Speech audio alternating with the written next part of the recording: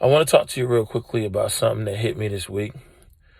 Um, every time in the morning when I get up, I pray and I ask God to take away everything around me that's not for me, and to keep what's for me around me.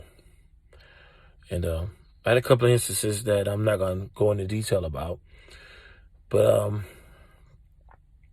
it's pretty rough week. But here's what I've learned.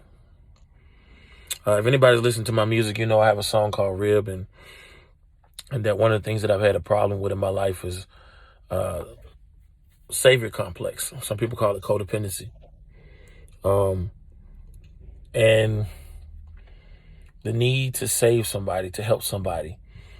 I want to tell you a story.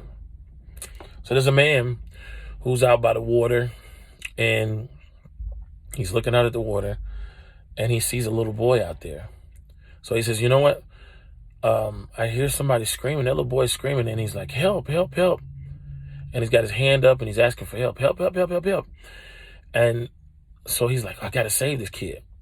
So he goes out there into the water, dives deep down into the beach, get deep down into the water that's attached to the beach.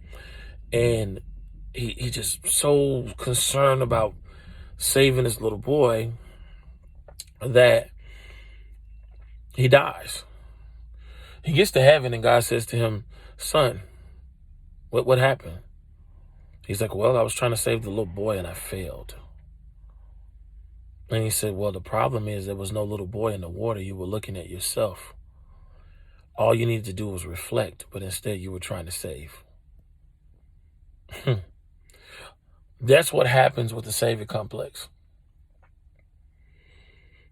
You always look on the outside, and you spend more time on the outside than you do within.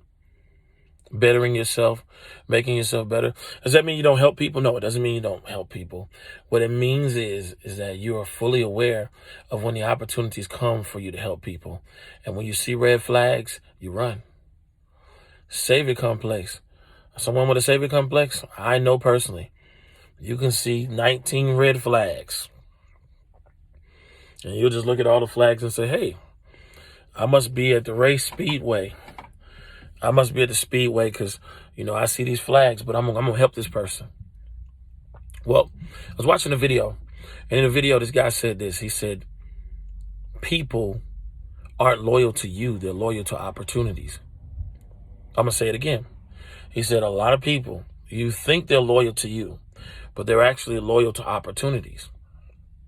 How do you discover this? Because when these people will look for you, they will lean on you, depend on you heavy to help them with something. And they do this through crying, begging, pleading, woe is me stories. They have the darkest stories in their lives. Whatever they got to do to get you to listen. They know already that you care about helping people, and that's your heart. They know that. And it's time to take full advantage because they need a savior. Right? So, what happens is, when you see these people, once they get in a situation where they have options, whether that's another person to go mooch off of or to go beg to, once they have other options and opportunities, you will see them leave you. They will. You can have plans with somebody who says that they are loyal to you and what you're doing. But as soon as other opportunities present themselves, they are quick to jump at something else. Now, have you ever met that person where they're like, I need help. I got to do this. You got to help me. You got to do this. You got to do this for me. And you help them, right? Or I need a ride. And they're always panicky. Right? I got to get this done. I got to get this done. Right? And then the day that you say, well, I can't help you, you know what they do? They find someone else. Which means, again, has nothing to do with them being committed to feeling like you are the one that can help them. They're committed to getting help from any option. Now, someone says, well, aren't we supposed to seek help? You're supposed to seek help, but you're not supposed to see yourself as a victim all the time. I hear people complain and say, well, I don't have an education. Okay. Some of the greatest millionaires, greatest inventors didn't have a GED or a diploma. What's your next excuse? Well, I grew up in a house where I didn't have a father. Yep. And that's tough. But there are a lot of people that grew up in a house without a father too. And they persevere. What's your next excuse? Well, it's just life hard, man. And I'm in this situation. I got this going on. I call them the woe is me clique. Every time you look around, it's always something wrong. It's never something wrong with them or never something within themselves that they need to fix. It's always something wrong with other people because they have been inherently built to feel like the victim. And they don't know how to operate in any other way. Always remember, the environment is created for one who has a savior complex, and the people who are looking for a savior, they know exactly who that person is as soon as they see him. Oh, I'm going to mooch off this person all the way until I find the next move. And that's what they do. The whole time they can be envious of you. The whole time they can think they're better than you. The whole time they can be plotting against you. The whole time they can be sitting there saying, I'm going to get what I need from this person. I'm going to move on to the next. And there's plenty of people like that. Very, very selfish, that think about themselves. But it's also selfish to think that you're selfless when in actuality you're trying to save other people, but you're not looking within. See, this is where I have to look at myself. I spent a lot of my life trying to save people, help people, help people, help people, help people. Why? Because it keeps me preoccupied from looking at myself and looking at the things concerning myself. So again, like that story says, the little boy that's in the water, I'm looking at a mirage, something that's not real. And I'm looking at other people's lives and trying to save myself through trying to save them. Can't do it. Can't do it. And so I want to encourage you today.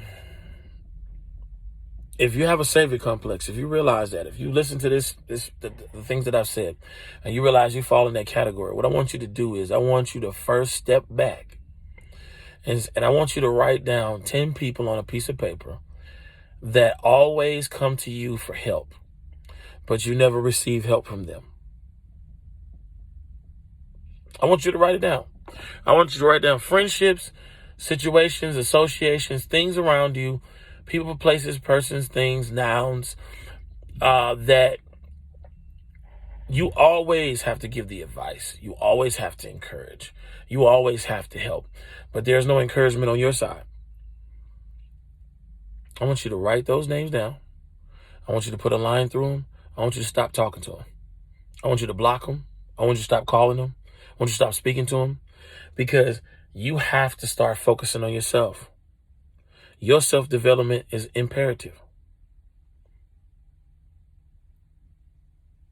To the person that is looking for a savior, please stop being lazy. Please. Realize you have the strength to get out of your situation. Stop making excuses. Stop living half-ass. Stop living lazy. You're better than that. So I just wanted to share this with you. I hope this encourages somebody. And I love y'all. It's been a while since I posted a video. Content is getting ready to come back up. A lot of music coming this way. Music videos. A lot of stuff coming this way. All right. This is King Rod. I'm signing off.